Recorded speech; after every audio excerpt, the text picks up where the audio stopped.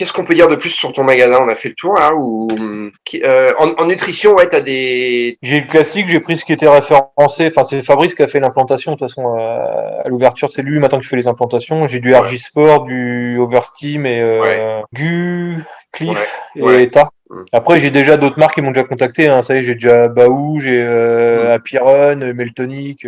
mm. Donc, j'aurais tous fait comprendre que tant que les courses allaient pas redémarrer, je m'amusais pas à faire rentrer une autre marque de nutrition pour Ah, l'instant. bien sûr, bien sûr. Mm. Que ça sort comme un cercueil à 3 places pour l'instant. Donc, Bah, après, ça va peut-être changer, ça va peut-être être différent d'une région à l'autre. Parce moi, que je les m'étais dit Templiers, tu vois, c'est en début. octobre. Ouais, mais j'espérais juin ou juillet quand même. Ah oui, bah, ça, c'est d'accord. Bah, de Mm, toute façon, enfin, il y a des organisateurs de courses là qui ont lancé un truc sur Facebook, ils ont publié une vidéo là, qui a déjà été partagée plus de 25 000 fois, où ils disent que, enfin, il y a je sais plus combien d'acteurs sur le carreau, de millions de coureurs que ce soit en triathlon, en VTT ou mm, plein de sports outdoor. Hein. mm. Et enfin voilà où il y a comment Hugo Ferrari qui a marqué pareil, qui n'a jamais eu un cluster dans une course en extérieur, que les gars sont capables de gérer un flux de personnes et généralement des gens qui courent sont quand même plus ou moins en forme. Mm, Et c'est été prouvé que les gens qui font du sport ont 2 fois moins de chances d'attraper le Covid que des gens qui courent pas, enfin mm, qui font pas de sport. mm, Donc il n'y a pas de raison de ne pas laisser les gens aller faire du sport dans la nature. mm. Même en course, même si on limite à 500 ou 200 personnes, c'est largement faisable. Quoi. Il n'y aura pas de cluster pour autant. Ouais, c'est terrible. C'est des questions difficiles parce que évidemment, je suis de ton avis. Euh, et en même temps, j'imagine que pour les gens qui sont pas du tout dans cet univers, Ah oui, bah oui, qui oui, pratiquent pas la course à ils comprendront pied, pas. Hein. tu vois, Ouais. et pour eux, c'est regroupement de personnes. Il n'y a pas de différence entre ça, ce qui s'est passé en Inde, Mm. et puis un concert au Parc des Princes, enfin, tu vois. Ouais. J'imagine hein, dans la tête des gens qui sont pas spécialisés. Donc, c'est des questions qui divisent quoi. Mm. Et du coup, tu vas t'associer à des petits événements ou des grands événements aussi dans ta région? Ouais, ça y est, là, je vais être partenaire du premier trail scientifique qui va avoir lieu en France. C'est quoi? Ils ont pris 50, 60 coureurs, 30 pros et 30, on va dire, pas professionnels. Ils vont faire une boucle de 26 km avec 1000 mètres de dénivelé. Ils vont Ouais, faire 8 fois la boucle. Et ouais. à chaque boucle, ils vont s'arrêter pendant 1 heure, faire des tests, que ce Ah soit ouais, sur d'accord. la pression sanguine, sur les muscles, sur la récup, sur plein de choses, quoi. C'est vachement bien. Tous Ouais, les coureurs. ouais. Tous les coureurs vont y passer à chaque tour. C'est lié à l'université de Caen. De Caen. Ouais. Ouais. Ouais, c'est Benoît Mauvieux, là, de l'université de Caen, qui a mis ça en place avec plein de médecins. Il y a une cinquantaine de médecins qui viennent même de Suisse et d'un peu partout pour analyser l'effet d'un ultra-trail sur le corps humain, quoi. Ah, c'est canon. Donc ça va passer dans le monde de Jamy, ça va passer avec Michel Simès aussi. Ça va passer dans toutes les revues scientifiques et spécialisées Ah, c'est course à bien pied. ça. Ouais, c'est canon. Hein. C'est Ouais. super. Et j'ai réussi à choper le truc pour c'était soit Intersport, soit Decathlon ou soit moi. Et comme c'est moi le premier qui les ai contactés, j'ai récupéré Bravo. le sponsoring. Ouais. C'est quand? Ça a lieu quand ça? Le 11 novembre. 11 novembre. Ouais. Et après j'ai réussi à choper deux, trois courses aussi dans le coin là, Hmm. des petites courses quoi. Et il y a un marathon à Caen, le marathon de Caen, le marathon de la Ouais. liberté. Ouais, mais là c'est Intersport qui l'a, hein, c'est le groupe Ah, Rioué, hmm. c'est 12, c'est un magasin qui fait 12 millions d'euros de chiffre d'affaires. Enfin c'est pas Ah oui, d'accord. le même truc ouais. C'est un bon marathon, ça. Moi, je me souviens, je l'avais fait. C'est Ouais. sympa. Tu cours le long des plages Ouais. des débarquements, là. Hein. Ouais, quand il n'y a pas de vent, il est sympa. Ouais. Oh, oui, c'est ça. C'est ça. Tu l'as fait? Non, j'ai fait le semi, mais le marathon, bah, je voulais le faire déjà l'année dernière. Mais cette année, pareil, ça a encore été repoussé. Enfin, ça a été annulé. Donc, Et du coup, tu vas faire les Templiers ou pas? ça va être compliqué parce que Thomas, mon vendeur, C'est lui il qui le devait le fait. faire en 2019 quand il y a eu l'annulation à cause de l'orage, donc il l'a pas fait. Ouais. L'année dernière, il n'a pas pu le faire. Hmm. Donc, Donc là, il y va. bah, cette année, faut qu'il y aille, quoi. Hmm. Donc, si lui, il y va, je vais pas fermer le magasin tout un Non, week-end. non. Ça va Bon. être compliqué. J'irai l'année d'après, c'est pas grave. Je vais devoir faire des sacrifices quand on ouvre un magasin. Ta femme, elle travaille dans quoi, ta femme? Dans l'agroalimentaire, là où je travaillais avant, Ah oui, c'est la d'accord. directrice générale. Ah d'accord, ok. Ok. Ouais. D'accord. C'est aussi pour ça que je suis parti. D'accord. T'en avais marre qu'elle te disait, tu fais ci, tu fais ça, tu m'as pas rendu le rapport là. Hein? Et la Ouais, réunion c'est là. ça. Avant, c'était la boîte de son père, et puis il a revendu pour partir à la retraite à un fonds d'investissement, donc avec des actionnaires qui demandent toujours plus, plus, plus, plus. Ah ouais. Donc, bah, il a redescendu la pression. Donc, voilà, c'était tarte frais aller au boulot, tarte frais le week-end à la maison, le soir. Donc, voilà.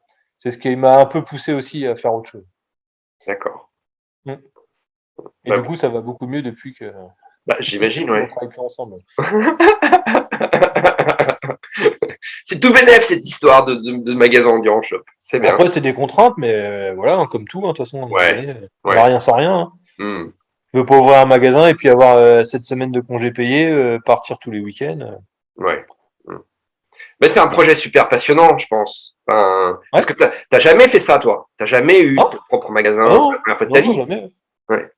Après, je suis autodidacte, hein, j'ai arrêté l'école après mon BEP de plomberie, que j'ai jamais eu d'ailleurs, parce que j'ai fait ça alors que ça me plaisait pas du tout. C'est vrai?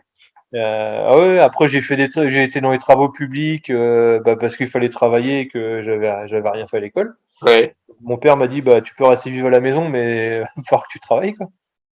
Donc j'ai fait plein de boulot à la con, puis après bah, j'ai rencontré ma femme là, et son père avait tarte frais, et il voyait que je galérais en intérim, il m'a dit bon bah c'est pas compliqué, je t'embauche à l'usine à mettre des pommes sur une machine à pommes, hein, le boulot de merde pendant 8 heures où tu regardes l'horloge et tu vois pas le temps avancer, hein. Il me dit c'est soit ça te plaît et tu restes, ou soit si ça te plaît pas ou que tu fais pas l'affaire, tu dégages. Et du coup j'ai grimpé les échelons, toi, je suis passé d'une machine à pommes à remplaçant de conducteur de ligne, remplaçant de chef d'équipe en production. Après on m'a proposé, on a créé un poste de responsable au conditionnement, personne ne voulait y aller parce que c'était un service où c'était le bordel. Et moi j'y étais. Donc j'ai mis en place le service pendant 3 ans, puis après on m'a proposé d'être aux approvisionnements. Donc un truc que j'avais jamais fait, donc j'y suis allé. Et puis un jour l'acheteur est parti, on m'a proposé le poste d'acheteur. Comme j'avais fait 5 ans avec lui, que j'avais tout entendu et que je savais comment il fonctionnait, et on m'a proposé, bah je dis de toute façon c'est pas compliqué, ça fait 5 ans que j'entends tout ce qu'il fait, que je travaille avec lui, je dis c'est pas compliqué, hein, d'être acheteur, donc je dis bah vas-y j'y vais. Hmm. Puis j'ai fait ça. Donc après, tenir un magasin, une fois que tu as fait ça, c'est pas plus compliqué que d'être responsable des achats, hein. J'avais un portefeuille de 17 millions d'euros de marchandises quand même. Donc Ah ouais. ouais, Mais elle est pour géniale tenir un ton magasin. histoire. J'adore. Et alors, mais attends, parce que pendant toutes ces années, tu as continué à sortir avec la fille du patron quand même. Oui, ah bah, je suis toujours avec, ça fait 22 ans, hein. Voilà. Ouais. Ouais. Donc le père, il t'avait dans le collimateur un peu. Il dit, toi, mon gars, tu bouges une oreille là, je reprends ma fille. Hein. Non, c'était pas ça, mais c'est histoire de me dire voilà qu'il me faisait rentrer dans sa boîte et que j'avais pas intérêt à faire le con, quoi. Bah bien sûr. Ouais. Ah oui. Ouais. Bah du coup, toi, ça m'a plutôt aidé parce que j'ai réussi à finir responsable des achats. Donc, Ah, j'adore. C'est top. ouais, je sais, j'aurais pu continuer, mais ça me faisait chier qu'il arrive à 40 ans. Enfin, je suis pas vieux non plus, mais ça me faisait chier d'avoir des comptes à rendre à d'autres PDG, à des actionnaires qui veulent toujours plus de thunes. Et Ouais. Ouais. je me suis dit, quitte à partir, à faire quelque chose, autant le faire pour moi, quoi. Hmm. Hmm. Après, ouvrir en indépendant un magasin spécialisé dans la course à pied, de nos jours, c'est un peu compliqué.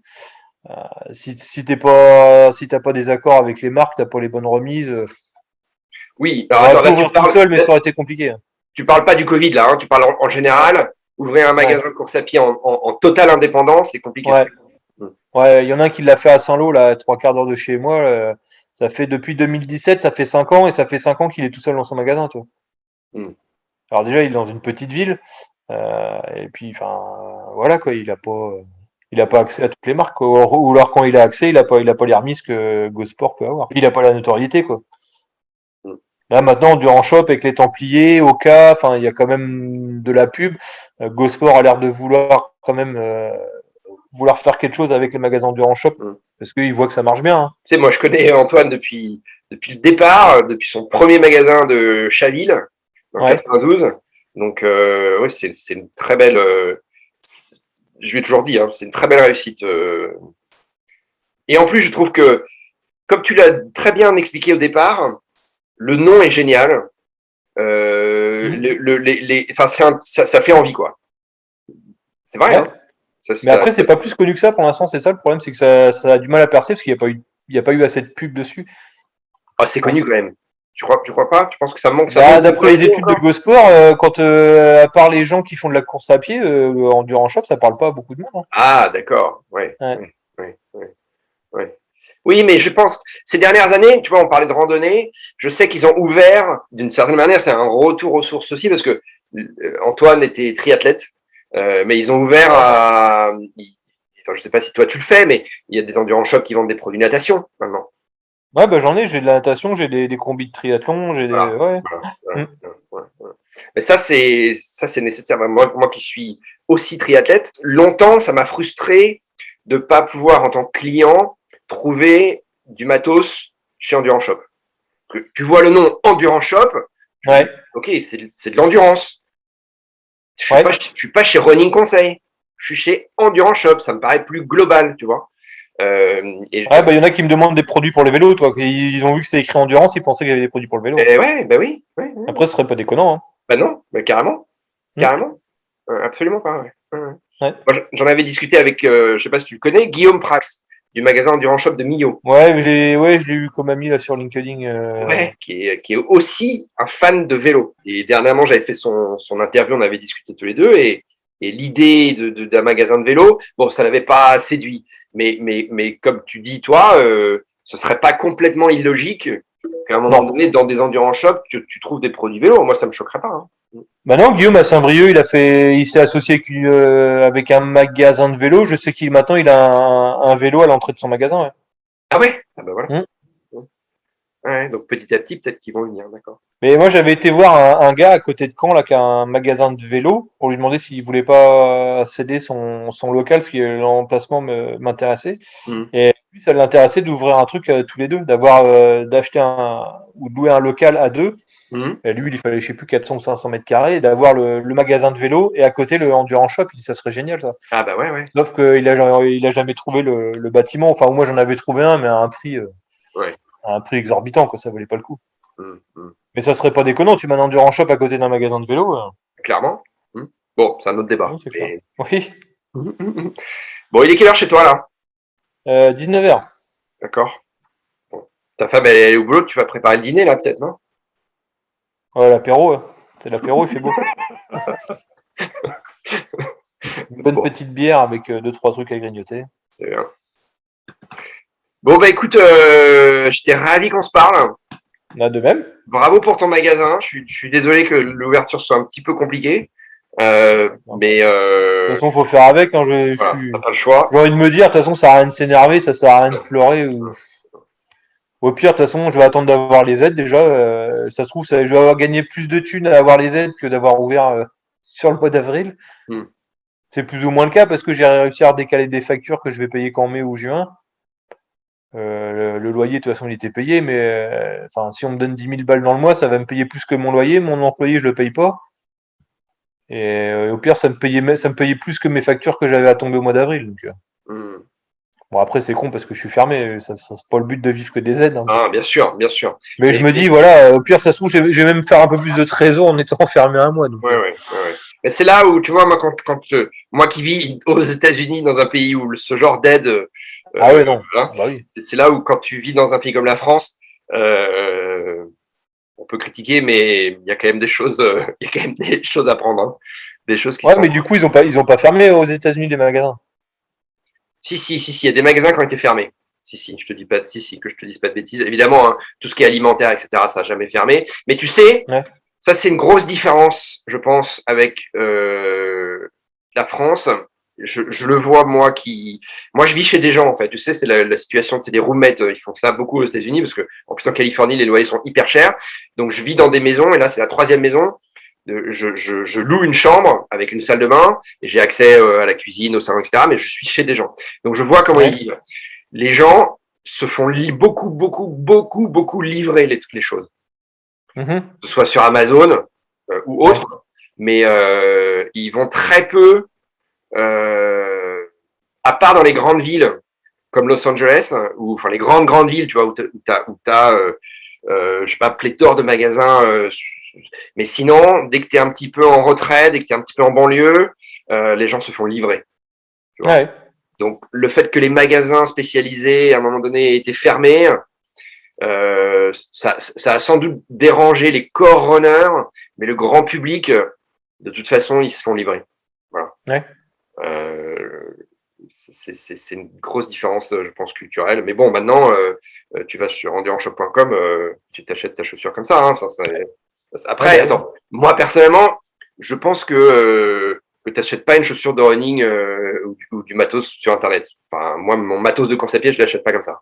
Ah bah moi j'en ai deux trois qui sont venus au magasin parce qu'ils avaient acheté sur internet et qu'ils avaient fait une connerie. Voilà. Toi, j'ai une fille qui est venue la semaine dernière et je lui ai vendu une paire de Scott en 38 et puis là elle me rappelle, elle me dit ah, je te ramène ma vieille paire de chaussures pour la faire recycler. Alors, je dis vas-y passe au magasin puis elle me la ramène tout à l'heure, c'était du 36. Elle me dit bah ouais mais d'habitude je fais du 36, alors j'avais acheté du 36 mais du coup j'avais mal aux pieds. Ah bah ouais. Ah bah je dis tu m'étonnes. Et parce qu'elle avait acheté sur internet et qu'elle faisait du 36 donc Voilà. bah, elle avait pas regardé quoi. Non mais à la limite, si tu veux, pour moi, ce genre de matériel, et vraiment, je le dis je le dis sincèrement, je vois pas comment tu ne peux pas faire d'erreur quand tu achètes du matos de course à pied. Et c'est valable pour tout. Hein. Pour moi, c'est les chaussures, mais aussi les bâtons. Je veux dire, le bâton, t'as beau. L'autre jour, j'ai une copine ici aux États-Unis, elle achète des bâtons chez Black Diamond. Heureusement que j'étais là pour la conseiller parce que elle aurait acheté n'importe quoi. Et pourtant, sur le site de la marque, il t'explique qu'il faut que ça fasse un angle droit avec ton coude, machin. Mais elle aurait acheté n'importe quoi. Pareil au niveau des sacs à dos. Enfin, je veux dire, si t'as pas le produit entre les mains, à mon avis, c'est l'erreur à tous les coups, tu vois. Donc, les magasins spécialisés comme tu as, de mon point de vue, vous n'avez pas de souci à vous faire parce que ça remplace pas. Voilà. Je pense que le mec qui va acheter sur Internet, de quoi? C'est ce que je me suis dit quand j'ai ouvert, parce que je me suis posé la question avec Iron et compagnie. Et même maintenant, tu vois bien sur Iron, hein, tous les produits qu'on a qui viennent de sortir, qui sont à 140 €, maintenant ils sont à 140 chez Iron, parce que Oka leur a fait la guerre, Brooks a fait la guerre, ils ont tous fait la guerre pour qu'ils arrêtent de péter les prix dès le début, quoi. Bien sûr. Ouais. Donc les gens vont de moins en moins sur Iron, enfin ils ont moins d'intérêt sur Iron parce que c'est les mêmes prix en magasin. Ouais. Mais déjà. Ouais. Et puis ensuite, je pense que la marge d'erreur, enfin, c'est sans comparaison. Voilà. Et puis en plus, je vais te dire, il y a un truc, moi, et encore une fois, je le vis ici aux États-Unis, c'est très pratique d'acheter sur Internet un bouquin, un truc, mais le contact humain, et surtout en cette période de Covid, où tu parles plus à personne, où tu es hyper isolé, où tu es en vase clos avec ta famille, à un moment donné, aller dans un magasin, te poser, surtout si tu as une ambiance un peu sympa, tout à l'heure tu me parlais de ton corner un peu café, discuter un peu avec les gens, mais je pense qu'on s'en rendait pas compte avant cette crise du Covid, mais c'est précieux ça, c'est vachement précieux. Ouais. Et je pense que tu es de mon avis, quand tu ouvres un magasin, c'est aussi que tu aimes le contact avec les gens. Ah bah moi j'adore ça, hein, de conseiller les gens quand ils viennent au magasin et de prendre soin d'eux et tout. J'ai toujours le contact facile. Hein. Ouais. Même quand j'étais responsable des achats, le nombre de coups de fil que tu es obligé de passer, de négocier avec des commerciaux. Et si t'aimes pas le contact, bien sûr. Et ouvrir un magasin, c'est pareil. Si t'aimes pas le contact, c'est foutu quoi. Moi j'adore les gens, ils viennent le samedi, après leur semaine de boulot, ils ont trimé au boulot, ils ont envie de se faire plaisir, qu'on prenne soin d'eux. Ouais. Donc, tu leur as fait un petit café. Toi, j'ai acheté des fauteuils, tu verras sur la vidéo, là, des bons fauteuils pour qu'ils essaient les chaussures où ils sont bien. Enfin, voilà, où les gens se sentent bien, quoi. D'accord. Ah, j'ai vu quelqu'un là. Oui, c'est ma fille qui vient de passer. Il est 7h, toi, il fallait 40 à 7 heures, bon, allez, la petite à fin. Ouais. Bon, mon ami, merci pour c'était hyper enrichissant.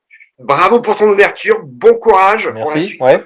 Et je suis sûr que ça va cartonner. Et dès que je reviens en France voir ma famille à Caen, que Malherbe repasse en première div ou pas, je te jure que je ne tiendrai pas rigueur et je viendrai te voir avec plaisir. Eh ben, pas de soucis, tu seras le bienvenu. À bientôt. Ouais. Merci Gaël. Salut. Ciao. Bon courage. Ciao. Ouais, merci.